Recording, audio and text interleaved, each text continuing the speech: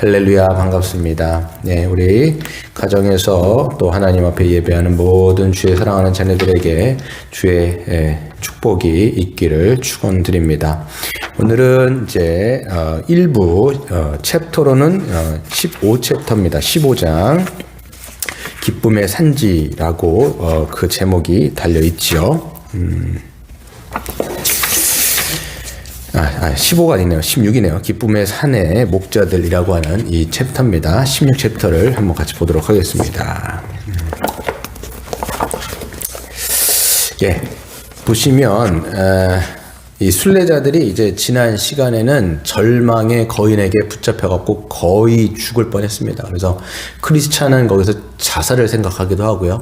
하지만 이 소망이라고 하는 사람이 힘주고 격려해갖고 결국은 그들이 간절히 기도할 때 하나님으로부터 받은 그 약속의 열쇠가 있다는 것을 알게 되죠. 그래가지고 이것이 모든 문들을 열어주는 그런 핵심 키다라는 것들이 그때 생각나가지고 절망의 거인의 소나기로부터 그 의심의 성이죠. 거기에서 이제 문을 다 따갖고 나오는 것들을 이제 보았습니다. 그래서 이제 기쁨의 그들은 이제 계속적으로 순례 여정을 가다가 어디에 도착하게 되냐면 이게 기쁨의 산이라고 하는 곳에 도착을 하게 됩니다. 그래서 계속 길을 가던 그들은 기쁨의 산에 도착하였는데 라고 얘기하죠. 기쁨의 산은 무엇을 의미하는가 보게 되어지면 크리스찬과 소망은 의심의 성에서 빠져나와서 이제 기쁨의 산에 도착하는데, 이거는 순례자들이 순례의 길에서 누릴 수 있는 최고의 기쁨이 교제를 통하여 이루어진다라는 것을 보여주는 겁니다. 그래서 좌안번연은 이 순례 여정에 있는 모든 자들, 저도 그렇고 여러분도 그렇고 우리는 다 순례자입니다. 다 순례자죠. 근데 이제 순례자들이 이제 함께 모여서 교제를 나누는 것, 그걸 교회라고 얘기하는데, 그래서 철로역정에는 두 번의 교회가 나오죠. 한 번은 아름다운 집이라는 곳에 들렸었고, 거기도 교회를 상징하는 거였고, 기쁨의 산에도 마찬가지로 교회를 상징하는 겁니다. 그래서 성도 간의 교제를 누릴 때 거기서 큰 기쁨을 누리게 된다라는 것을 상징적으로 보여주는 사건들입니다. 그래서 좌안번연은 의인의 소망이라는 책에서 이렇게 얘기해요. 올바로 관리되기만 하면 안 될 수도 있다는 얘기죠.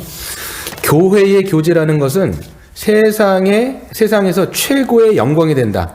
그들의 머리 되시는 분과 올바로 연합되고 서로 아끼고 사랑하며 봉사하기만 한다면 이 세상의 교회만큼 아름다움으로 가득 찬 장소나 공동체나 교제의 모임은 없을 것이다. 그래서 교회는 지상에 있는 하나님이 원하시는 거처가 되는 것이다 라고 이야기를 하고 있습니다. 이게 지금 이 좌안번연이 132편 13절에서부터 133편 끝까지에 대해서 주애를 하면서 책을 쓴 거예요. 그러니까 하나님과의 친밀한 교제, 그 교제뿐만 아니라 주님께서 머리가 되셔서 그분의 그 지체들과 교제하는 것을 통해서 이 순례하는 여정 가운데 우리는 큰 기쁨을 누리게 되어지고, 그 기쁨을 통해서 우리는 또다시 순례 여정을 갈 수 있는 힘을 얻게 되는 거죠. 그러니까 여러분, 기쁨이 없으면 우리는 믿음도 생기지 않고요. 가다가 매너리즘에도 빠지고, 그러다 나중엔 자빠지기도 하고, 일어날 수가 없을 때도 있는데, 교제를 통해서 끊임없는 이 교제, 133편 맨 마지막에 이 영생이라고 할 때 이 영생은 이터널 라이프라고 그래갖고 긴 어떤 기간을 이야기도 하지만, 사실 성경에서는 기간인보다는 먼저 영생을 이야기할 때는 하나님과의 연합, 그리고 안에 성도 간의 연합을 통해서 누리는 기쁨의 차원, 그것이 영원하다라는 것들을 보여주면서 이 영생을 얘기하는 거죠. 그래서 이것이 잘 이루어지기만 한다면 우리는 참으로 복된 공동체 안에서 기쁨을 누리게 되는 거죠. 한 가지 더 보게 되어지면, 아까도 말씀드린 것처럼 이 두 번의 교회가 나오는데, 아름다운 집, 거기 4명의 자매들이 있었죠. 여기서는 또 이 기쁨의 산지라고 하는 교회인데, 이것도 여기서는 4명의 목자들을 만나게 되어지는데, 어떤 차이가 있냐면 크리스찬이 초반에 이제 약간 어떤 경험이 없을 때의 어떤 교제였다라면 이번 기쁨의 산지에서의 교제는 어느 정도의 성숙하여지고 성장되어졌고 여러 가지 지식과 경험들이 쌓인 다음에 성도들 간의 교제가 얼마나 깊이 이루어지는지를 더 보여주는 차원이 있습니다. 그래서 존 켈만이라고 하는 사람은 이걸 이렇게 얘기했어요. 전자는 그러니까 아름다운 집이죠. 기초적이며 예비적인 묘사다. 반면에 이거는 이제 기쁨의 산지예요. 이것은 영적 극치 가운데 아주 고급의 계몽이며 안내다. 이곳은 원숙한 경험 이후에나 가능한 영적인 묵상의 장소다라고 이야기를 하고 있습니다. 그래서 크리스찬이 거듭난 다음에 처음 어떤 지식과 경험이 처음이 아니라 이제는 어느 정도로 지식도 갖추고 있고 경험도 갖추고 있는 상태에서 그 다음에 성도 간에 이루어지는 교제가 얼마나 깊이 들어갈 수 있는지, 그리고 그 깊은 영적인 교제를 통해서 얼마나 큰 기쁨들을 누리며 또 이 순례의 여정을 걸어갈 수 있는지를 보여주는 거죠. 여러분, 저는 생각할 때 신앙의 성숙이라고 하는 것은 뭔가 갑자기 확 되어지는 건 아닌 거예요. 그러니까 시간도 필요하고 경험도 필요하죠. 그래서 어떤 사람이 거듭난다고 했을 때 그 사람이 뭐 일취월장으로 팍 이렇게 성장하는 게 아니에요. 사도 바울도 마찬가지죠. 다메섹 선상에서 하나님을 부활하신 예수님을 만났다 할지라도 그가 신앙의 여정, 끊임없는 어떤 시간들과 경험들과 지식들이 쌓이고 깊어졌을 때 더 영적인 이 성숙함으로 나아가는 것들을 보게 되는 거. 우리도 마찬가지죠. 그래서 저 여러분에게도 시간도 필요하고 지식도 필요하고 경험도 필요하다. 그렇게 모여졌을 때 이 성도 간의 교제는 얼마나 더 다채롭고 더 깊어지는지를 보게 되는 거죠. 한 가지 더 보게 되어지면 왜 기쁨의 산일까요? 소망의 산이라고 얘기해도 되고 믿음의 산이라고 우리가 얘기할 수도 있는데, 이렇게 얘기하지 않고 기쁨의 산이라고 이야기한 것은 기쁨이 믿음의 시금석이기 때문이에요. 그래서 저와 여러분의 이 신앙의 시금석은 기쁨이에요. 얼만큼 하나님과 교제 가운데 기쁨을 누리는지, 또 얼만큼 성도들 간의 교제를 통해서 기쁨을 우리가 누리고 있는지, 이게 여러분의 신앙의 바로미터고 이것이 우리의 신앙의 어떤 시금석이라고 얘기할 수 있는 거죠. 여러분 한번 잘 생각해 보세요. 나는 하나님과의 막힘없는 교제를 하고 있는가? 아니면 어떤 장애물이 있는가?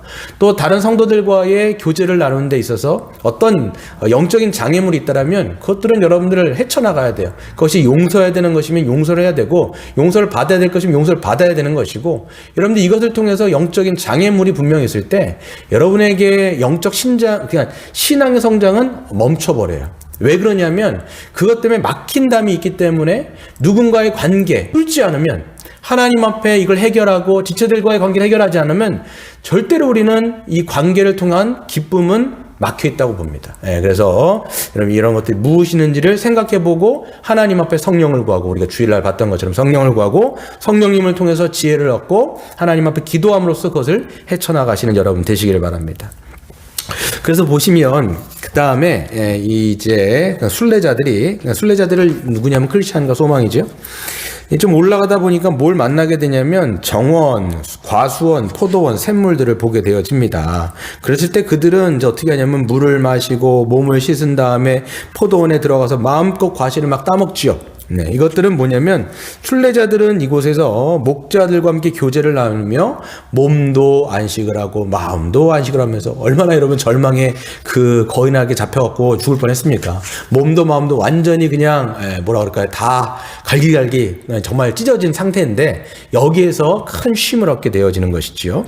그렇기 때문에 교회는 어떤 곳이냐 보여주는 겁니다. 순례자들이 와서 하나님과 교제하고, 예배를 통해서 하나님과 교제하고, 그 다음에 성도들 간의 이 영적인 교제를 통해서 마음껏 영적인 양식을 공급받는 곳이 바로 교회라는 거야. 그러니까 교회는 그냥 사람들이 왔다 갔다 교회를 다니는 게 아니에요. 그러니까 사실 교회는 굉장히 중요한 겁니다. 하나님께서 여기에 충만한 영적인 은혜를 베풀어 주시는 장소이기 때문에 거기서 우리는 영적인 이 양식을 마음껏 먹는 거죠. 몸을 씻고 이 사람들이 음식을 먹고 또 이렇게 마음껏 과실을 따먹었던 것처럼 우리도 또한 여기서 하나님의 말씀의 양식을 먹고 성찬을 통해서 떡을 떼면서 성도들 간의 이야기를 나누면서 그것을 통해서 우리는 충분한 양식을 먹고 공급하는 거예요. 그래서 교회는 이런 영적인 양식이 떨어질 수가 없어요. 왜냐하면 우리의 머리 되신 예수님이 충만하신 분이기 때문에 그 충만하신 하나님으로부터 오늘 보세요. 머리에 있는 보배로운 기름이 수염 곧 아론의 수염에 흘러서 그의 옷깃까지 내린 것 같고 하나님의 그 은혜가 쭉 흘러서 우리 모든 사람들에게 적실 정도로 충만하게 흘러지는 것이 교회인 것이죠. 그래서 교회는 하나님의 은혜의 방편을 굉장히 많이 주셨습니다. 예배, 말씀, 찬양, 기도, 성도 간의 교제, 성찬, 그리고 뭐 여러 가지 등등등. 그래서 이것을 통해서 우리가 충만하게 마시는 거죠. 그래서 초대교회는 이런 얘기가 있었어요. 초대교회에서는 배고픈 상태로, 즉 배가 부르지 않은 상태로 떠나지를 않았다는 거예요. 다 그러니까 육신의 배도 또 영적인 이 영혼의 어떤 충만함도 다 누리고 각자 이제 집으로 흩어졌다, 이런 이야기를 하고 있습니다. 또 그 다음에 보시면 순례자들이 산꼭대기에서 누구를 보냐면 양들을 먹이고 있는 목자들을 만나게 됩니다. 그들을 만나서 이야기를 나누게 되는데 그 목자들이 이렇게 이야기하죠. 이 산지는 임마누엘님의 땅이고, 예수님을 얘기하는 거예요. 임마누엘님의 땅이고 지금 자기들이 먹이고 있는 치고 있는 양들도 다 그분의 거라는 거예요. 그렇죠 여러분. 교회에서 그분의 것이 아닌 게 누가 있겠습니까 여러분. 교회도 그분의 것이고 양들도 다 그분의 것인 거예요. 우리가 하는 이 모든 것들은 다 주님의 것이라는 것이죠. 그러면서 그 주인을 설명하는데 그분은 양들을 위해서 목숨을 버리셨습니다 라고 이야기를 하고 있습니다. 그리고 또 뭘 얘기하고 있냐면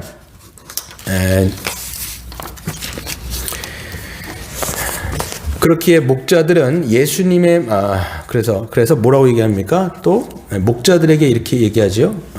순례자들이 우리가 가는 길이 맞습니까? 이렇게 물어봐요. 목자들한테. 순례자들이 우리가 이렇게 가고 있는데 이거 맞는 길입니까? 그럴 때 목자들이 얘기하죠. 올바로 오셨습니다. 크리스천들. 천성까지 얼마나 남았습니까? 그랬더니 참 재밌는 얘기를 해요. 어떤 사람들은 너무 멀어서 못 가지만 거기 갈 사람들은 다 간다라는 거예요. 이게 정답이죠. 먼 거 같은데 갈 사람은 다 가요. 근데 못 가는 사람은 못 가요. 왜 못 가냐? 그 길이 위험해요. 그래서 안전하게 행하는 자는 안전한데 그러나 죄인은 그 길에서 다 걸려 넘어진다라는 거예요. 그러니까 이게 가깝고도 먼 거예요. 어떤 사람에겐 굉장히 먼 거예요. 왜? 욕심이 있고 이거 참된 믿음으로 못 가고 그러다 보니까 자꾸만 편한 길로 가려다 보니까 자기 욕심에 거꾸러져. 그러다 보니 천국까지 못 가는 일들이 발생한다라는 것이죠.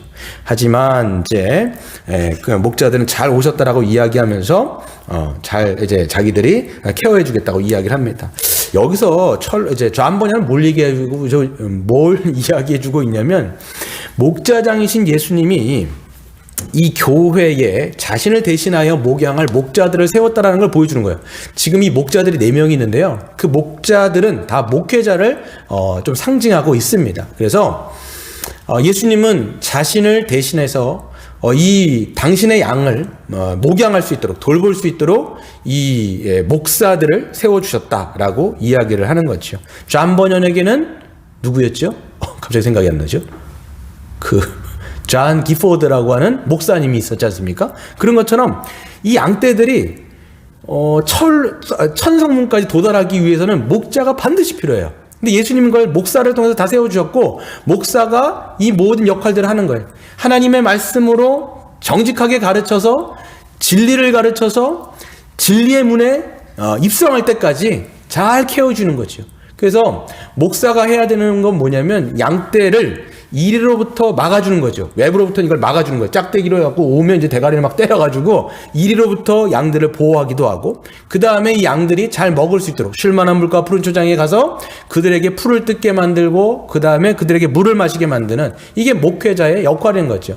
하나님의 마음을 가지고 하나님의 말씀을 잘 공급하여서 그렇게 이 양들이 천성문에 이를 때까지. 그러니까 제가 하는 일이 뭐냐면 여러분이 하나님 나라의 끝까지 갈 때까지 저도 마찬가지로 완주해야 되지만 여러분도 완주할 수 있도록 제가 도와드리는 가이드라인을 하는 것이 제 역할이다라고 말씀드릴 수 있습니다. 그래서 여기서 보시면 참목자와 삭군을 좀 얘기할 수 있어요. 참목자는 주님처럼 양들을 위해서 자기의 목숨을 버렸다 이렇게 얘기하잖아요. 존 번연이 예수님 우리의 목자는 양들을 위해서 목숨을 버리신 분입니다 라고 얘기하는 거죠. 근데 삭군이라는 건 어떤 사람이냐면 우리가 삭군 목자라 그러면 이제 양들을 막 잡아가지고 자기 배를 배불리려고 하는 사람 그것도 삭군이라고 얘기할 수 있는데 삭군 그 이름을 그냥 딱 얘기하면 삭군은 뭐예요? 삭슬 받는 만큼만 자기가 이 일들을 감당하는 게 삭군인 거예요. 그러니까 한번 이제 이 짐승들이 찾아왔어요. 그럼 막 공격을 하겠죠. 그때는 막 짝대기 들고 막 때려가지고 양들을 보호해줍니다. 근데 두 번, 세 번 이제 공격했을 때는 안 해요. 왜요? 내가 첫 번째 하는 거는 이게 내가 삭을 받았기 때문에 그거는 해주는 거예요. 그런데 내가 이제 삭을 받은 것 이외의 일들은 안 하는 거지요. 제가 만약에 삭군이라면 제가 이 교회로부터 받는 삭만큼만 내가 일을 하고 그 외에는 하지 않는 거예요. 이건 삭군이라는 거죠. 근데 참된 목자는 어떻게 하느냐? 이 삭과는 상관없이 자기의 목숨을 양들을 위해서 내어주는 자다라고 이야기할 수가 있는 것입니다. 그래서 서구의 표현을 빌리자면 이렇게 얘기해요. 자신에게 맡겨진 양들의 상태를 점검하고 바른 길을 가도록 인도하는 것이 그건데, 표현을 보면 이런 얘기가 있어요.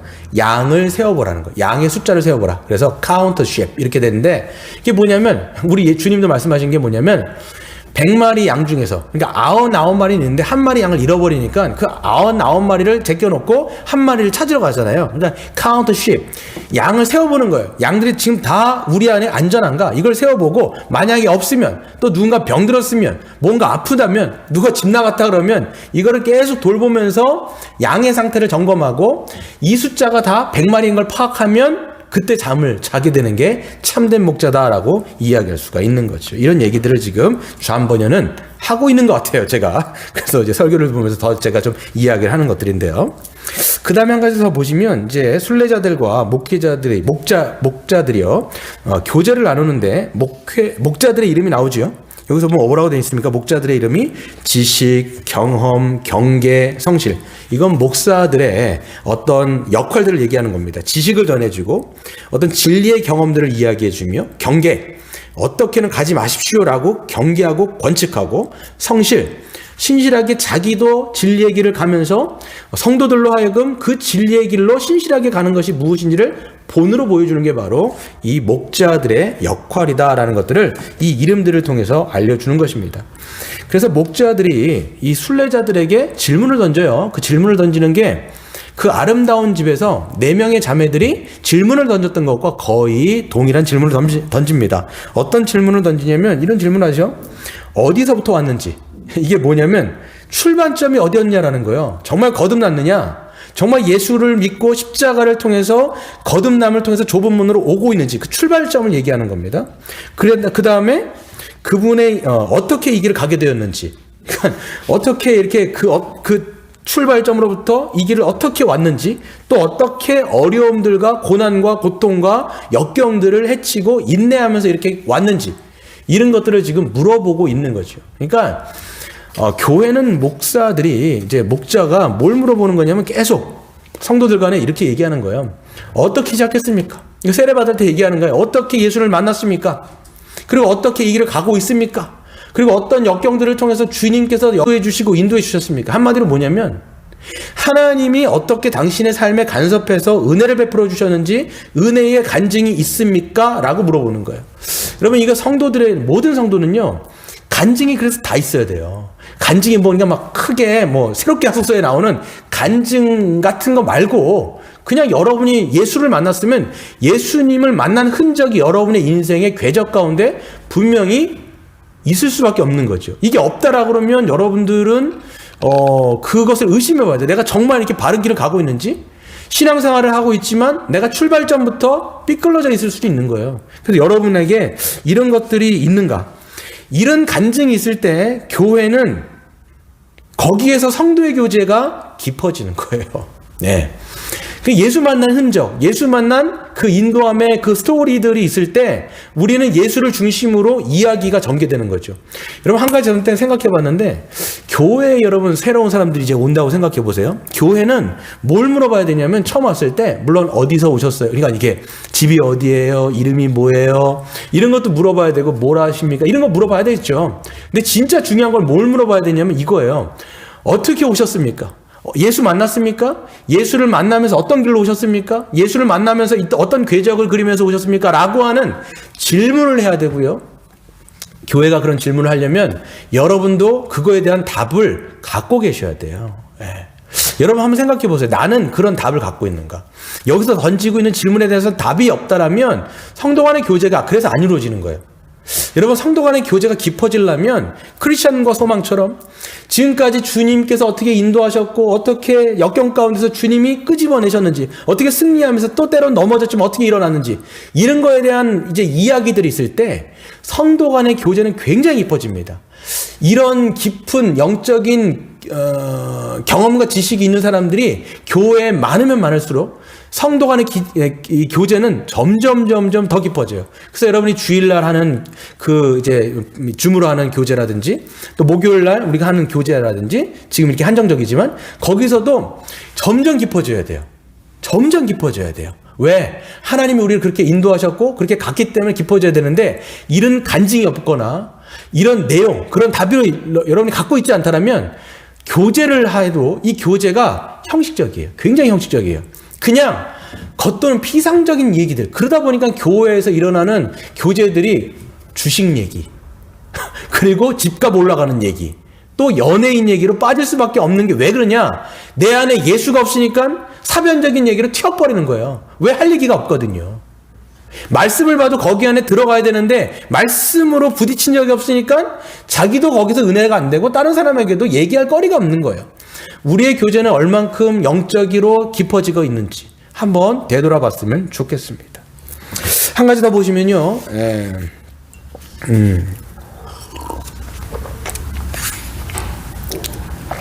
두 사람은 이제 머물다가 밤에 자요. 이제 너무 피곤하니까 자다가 다음날이 됩니다. 다음날 돼가지고 이제 순례자들이 일어났고 목자들이 이제 크리스천과 소망을 찾아가고 함께 산책하자고 청합니다. 나갑시다 이렇게 얘기하는 거예요. 그러면서 세 가지의 산을 보여줘요. 그러니까 기쁨의 산지가 있고 다른 세 개의 산봉우리에 올라가는데 그 산봉우리의 이름이 오류, 하나는 조심, 하나는 지옥의 샛길이라고 하는 것을 보여주면서 이것도 그들이 앞으로 가게 되어질 여정에서 무엇을 조심해야 되는지를 보여주는 이야기를 하고 있죠. 첫 번째 산은 뭐냐면 오류라고 불리는 산 꼭대기에 올라가게 됩니다. 그래서 다음날 목자들이 그들을 데리고 올라가는데요.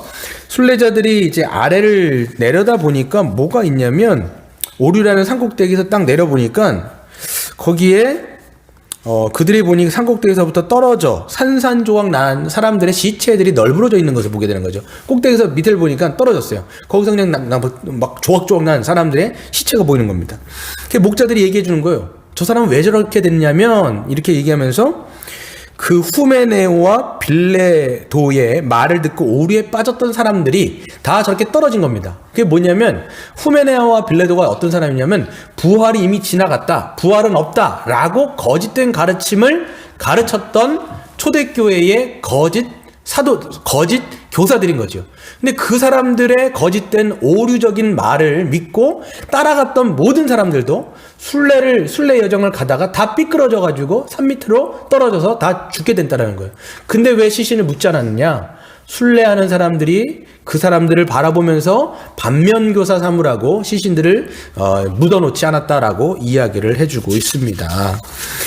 그러니까 여러분, 우리가 생각할 때 교회는 이제 진리를 가르칠 뿐만 아니라 진리를 알기 때문에 진리 안에서 교제하고 또 진리를 분별하여 외부에서 들어오는 거짓된 가르침에 대해서 잘라내거나 그것들을 분별할 수 있는 눈이 분명하게 있는 사람들이 성도인 것이죠. 그래서 여러분, 이제 목회자들은 끊임없이 진리가 무엇인지를 가르쳐서 성도들로 하여금 그런 영적인 분별력을 가르쳐 주는 거죠. 그러니까 세 가지로 얘기할 수 있어요. 이단과 사이비. 이단은 여러분 아시죠? 끝이 다른 겁니다. 신천지 같은 게 이단이죠. 완전히 비슷한 것 같지만 끝에가 달라. 끝이 다르다 해서 이단이잖아요.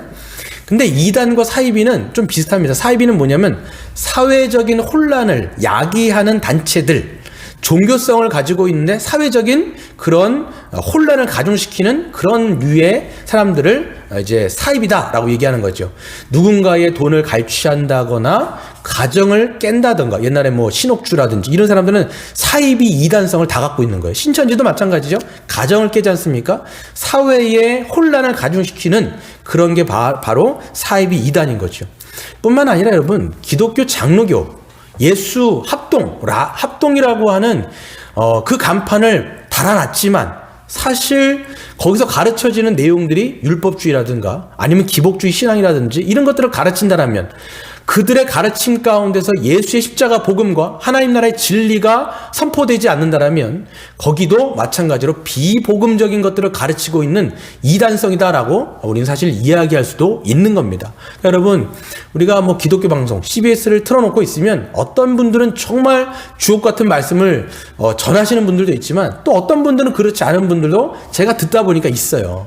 보니까 이게 정말 진리인가? 라고 의심될 정도로 하는 분도 굉장히 많습니다. 게다가 여러분들이 요즘에 잘 보고 있는 그 유튜브 같은 데는 더 말할 것이 없어요. 사실 유튜브는 걸러지지 않기 때문에 여러분들이 수많은 것들을 여러분들이 보면서도 들으면서도 잘 알지 못하는 거, 내가 분별하지 못한다라면, 이게 진짜인지 가짜인지 분별하지 못한다라면 내가 그 진리에 대해서 잘 모르고 있는 것이지요. 그래서 이 진리의 비진리에 대해서 분별할 수 있는 이 방법은 두 가지. 하나는 올바른 거를 제대로 가르치는 방법이에요. 그래서 여러분 이거 있죠? 제가 예전에도 말씀드렸지만 위조 지폐를 감별하는 사람들은요, 위조 지폐를 만지는 게 아니에요. 진짜를 엄청나게 만져봅니다. 진짜를 엄청나게 만져본 다음에 그 감각을 익혀서 그것을 통해서 아닌 것을 보는 거지, 아닌 것을 공부하는 사람들이 아니에요. 그래서 진짜를 엄청나게 보는 거죠. 마찬가지요. 복음의 진가를 계속 알고 보다 보면 아닌 것은 금방 티가 나게 되어 있는 거죠. 또 두 번째는 그럼에도 불구하고 진리뿐만 아니라 비진리, 비복음적인 것들에 대해서 요즘의 흐름에서 비복음적인 것들이 무엇이니, 신천지라든지 또 뭡니까 여호와의 증인이라든지 또 뭡니까 저기 안상홍 증인이라든지 이런 사람들 있지 않습니까? 그런 것들을 우리가 알아가는 거죠. 그런 사람들도 이렇게 오류적인 것들이 있구나라는 것들을 알면서 방어하는 방식이 있다라는 것들을 얘기할 수가 있는 겁니다.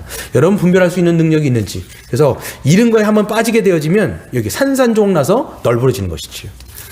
또 한 가지 이제 산에 또 올라가는데, 그 산은 뭐냐면 조심이란 코우션이라고 하는 산에 올라가게 됩니다. 근데 보게 되어지면 어떤 것들을 보냐면, 이 산 조심이라고 하는 산꼭대기에서 저 멀리를 보고 있는데, 저 멀리에서 어떤 사람들이 왔다 갔다 하면서 무덤 사이에서 왔다 갔다 하면서 계속 그 무덤 사이를 맴도는 거예요. 무덤에서 자빠지기도 하고 넘어지기도 하는데 그 무덤을 벗어나지 못하고 계속적으로 무덤에서 있는 거죠. 왜 그러냐라고 물어보니까 이 목자들이 얘기해 주는 게 있는 거예요. 어떤 걸 얘기해 주냐면 그 순례자들, 저기 보입니까? 초원에서 막 난 문, 계단식 문 보이세요? 그 문이 들어왔잖아요. 왜? 가는 길이 험하다 보니까 좀 편한 길을 가기 위해서 계단식 문으로 들어왔는데, 그 문을 들어가다 보면 절망의 거인이라는 사람이 그들을 잡아가지고 자기의 성, 의심의 성에 쳐넣고 그 다음에 누나를 뽑은 다음에 그들을 그 무덤에 놓게 한다라는 거예요. 그러면 그 사람들은 어떻게 하냐면 눈알이 빠졌기 때문에 계속 그 자리를 무덤에서 벗어나지도 못한 채 계속 뱅글뱅글 돌아가는 그런 형국이 되어진다라고 이야기를 하고 있는 거죠. 왜요? 크리스찬과 소망은 이걸 듣고 가슴이 철렁 내린 거예요. 왜? 자기들도 가다가 험한 산이 있어가지고 쉬운 데로 가야지 하면서 빠지다가 절망어인을 만났거든요. 그러면서 거기서 죽을 똥 살 똥 하다가 겨우 빠져나왔거든요. 자기들도 눈깔이 뽑혀가지고 정말 뱅글뱅글 돌 뻔하다가 거기서 겨우 나왔거든요. 그러면서 눈물을 글썽이고 아무 말 하지 못했다라고 여기 써있지 않습니까? 지금 좌한번연은 뭘 얘기하고 있냐면 편하고 쉽게 신앙생활 하는 거에 대해서 경계하라는 거예요, 지금. 예.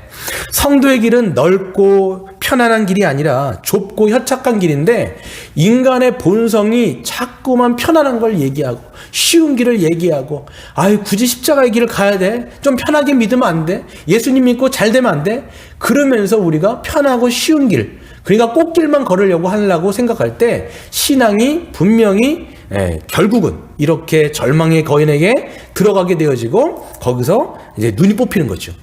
이게 어떤 것을 지금 좌한번연이 얘기해주고 있냐면, 그러니까 여러분 뭐 예수 믿고 다 지질이 궁상으로 산다 이건 얘기는 아니에요. 근데 우리가 한편에서 자꾸만 예수 믿고 편한 길을 잠깐만 가려다 보면, 지금 이 세상은 잠깐 편한 길을 얘기하잖아요. 계속 얘기하는 게 뭐냐면 행복이라고 하는 전제를 가지고 편하게 가라고 자꾸만 얘기하는데, 우리가 이 세상적인 이 음성을 듣다 보면 그렇지, 꼭 예수 믿고 어렵게 갈 필요는 없겠다 라는 생각 때문에 자기의 욕심이 뛰는 거예요. 내 욕심을 신앙의 이름으로 이루려다가 보다 보니까 이 욕심이 우리의 눈을 가려요. 결국은 내가 추구하는 것, 헛된 것을 자꾸만 꿈꾸다 보니까 이 욕심이 나의 눈을 가리게 되는데, 여기는 맹인이라고 얘기하죠. 그래서 이 욕심 때문에 눈이 가려지고 끊임없이 절망 가운데, 왜? 세상에서 이야기하는 것을 절대 우리는 이 세상에서 추구할 수가 없어요. 이 세상에서 이룰 수가 없어요. 그러다 보니까 맨날 낙심하고 맨날 절망하고 맨날 자괴감을 드는 거죠. 사람들은 다 저렇게 사는데 나만 거지같이 사는 것 같아요. 그러다 보니까 나만 맨날 절망. 그러니까 기준이 눈이 먼 거예요. 그 눈이 멀게 하는 중심에는 욕심이라는 게 있죠. 여러분 잠언을 읽어보시면요, 잠언의 어리석은 자를 자꾸 얘기하는데 어리석은 것과 욕심은 두 개가 똑같아요. 그러다 보니까 어떤 잠언에 보시면 어떤 얘기가 나오면 어리석은 자는 그 어리석음을 절구에다가 찌려고 해도 벗겨지지 않는 거예요. 그러니까 이 욕심은 어리석게 만들고 어리석음은 절대로 안 벗겨지는 거예요. 성령 받고 하나님의 성령 충만함으로 우리에게 영적인 길이 보일 때 우리는 절망의 거인에게 잡히는 것이 아니라 믿음의 길로 걸어갈 수 있다는 것들을 우리에게 보여주고 있는 것이죠. 또 세 번째로 보시면 목자들이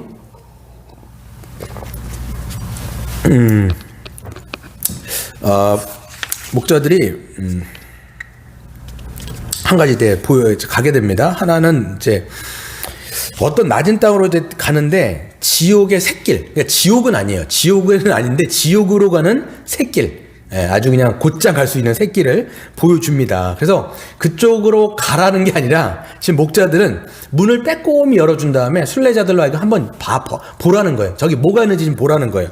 봤는데 순례자들이 이제 보게 되는데 그 안에는 짙은 어둠과 연기가 자욱했고요. 그리고 그들은 불이 타는 듯한 소음과 고통당하는 자들의 아비규환이 막 들리는 거죠. 그리고 유황 냄새 같은, 지옥의 불 땔감들이 막 이렇게 타는 거 아닙니까? 그 유황의 냄새들이 막 코를 찌르게 되어지는 겁니다. 그러니까 이리로 가면 지옥인 거예요. 예. 근데 거기 누가 있느냐 보게 되어지면 목자들이 이렇게 이야기하죠. 이것은 지옥으로 가는 샛길인데 위선자들이 주로 가는 길입니다. 위선자들. 예. 하이포크리틱. 위선자들. 네, 위선자들. 그러면서 예를 들어주는데 에서처럼 자기의 출생의 권리를 파는 자들이나 유다처럼 자기의 스승을 파는 자들, 알렉산더처럼 복음을 모욕하는 자들, 아나니와 삽비라처럼 거짓말하고 속이는 자들이 거기에 들어갑니다라고 얘기를 해주고 있는 것이죠. 그러면 에서가 누구예요? 에서가 누굽니까? 에서는 영적인 축복, 장자권을 아무것도 아니라고 생각하는 거예요. 그러니까 하나의 음식, 이 육적인 이 쾌락과 육적인 이 어떤 행복을 위해서 자기의 장자권, 영적인 축복을 아무것도 아닌 거, 경홀히 여겼다는 거예요. 경홀히 가볍게 생각하고. 그러니까 우리의 삶 가운데 이런 거 있어요. 그러니까 영적인 축복보다는 육적인 것들을 이것들을 더 추구하는 방향으로 계속 선택과 결정을 하다 보면 우리도 어느샌가 이렇게 들어갈 수 있다라고 얘기를 하는 거죠. 또 뭐가 있습니까? 유다는 돈 때문에 사실 스승 팔아먹은 사람 아닙니까? 욕심과 탐욕 때문에 결국은 영적인 축복을 걷어차버리고 자기가 결국은 복음을 팔아 넘겨버리는 사람이죠. 또 이 알렉산더라는 사람은 누구냐면 디모데 후서 4장 14절에 보시면 구리장색 알렉산더, 사도 바울이 이렇게 얘기합니다. 나를 굉장히 힘들게만 했다는 사람이에요.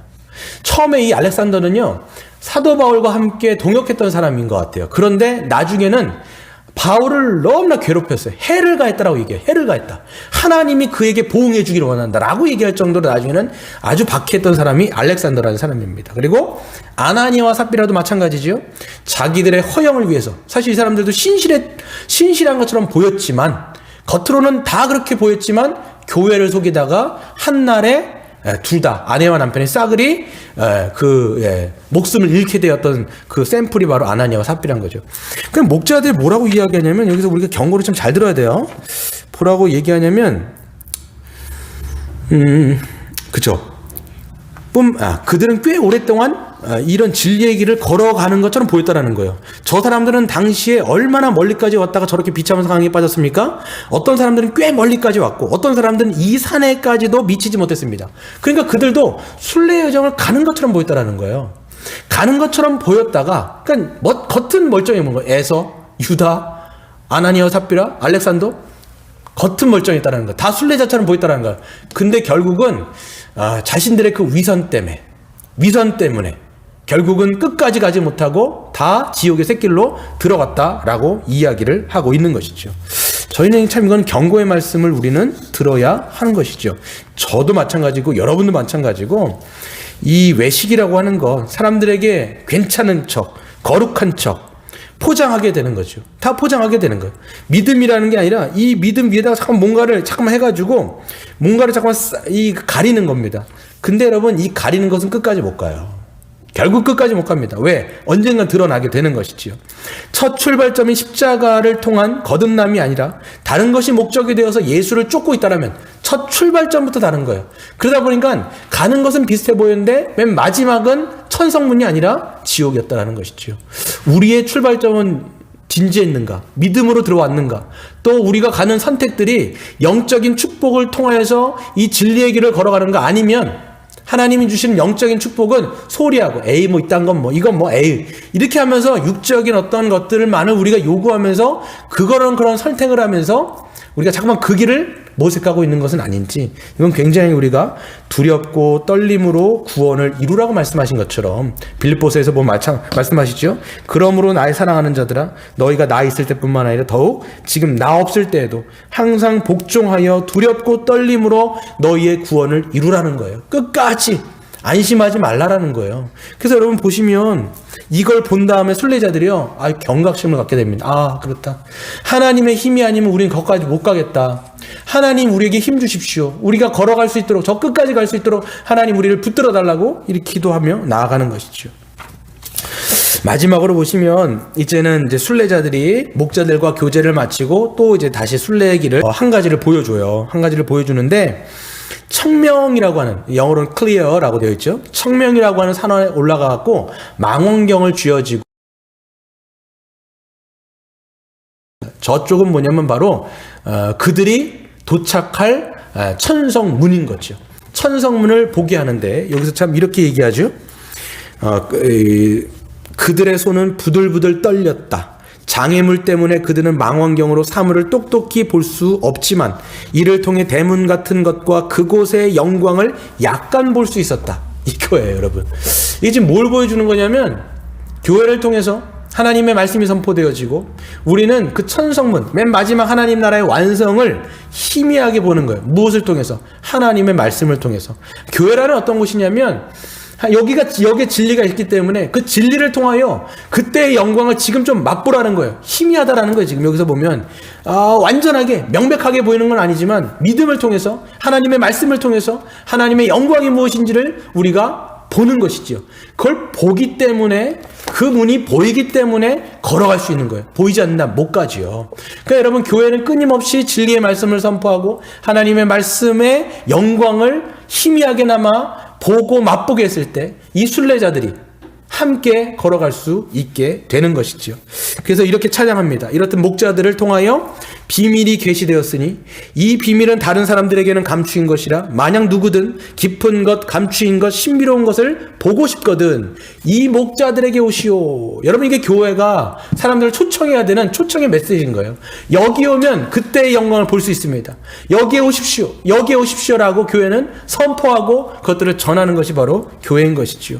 그리고 마지막 때 목자들이 이제 마지막으로 권면해 줍니다. 첫 번째 목자는 그에게 길 안내, 내비게이션이죠. 하나님의 말씀을 주고, 두 번째 목자는 이 경험이라는 사람인데 아첨쟁이를 주의라고 얘기해 주고, 세 번째 목자는 마법의 성에서 이제 장차 올 건데요, 거기서 잠들지 않도록 주의하라고 당부하고요, 네 번째 목자는 하나님께서 그 길을 끝까지 걸어갈 수 있도록 분명히 축복해 주실 겁니다 라고 축복의 기도를 해주고 있는 것입니다.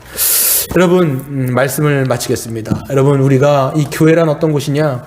성도 간의 교제가 충만하게 이루어지도록 하나님의 말씀과 찬양과 기도가 어우러질 때 우리는 133편 3절에서 보시면 여호와께서 복을 명하셨나니 곧 영생이로다. 영생은 여러분, 요한복음 17장에서 보면 참 하나님과 그 하나님이 보내신 자 예수 그리스도를 믿는 자는 영생을 얻었다라고 얘기하죠.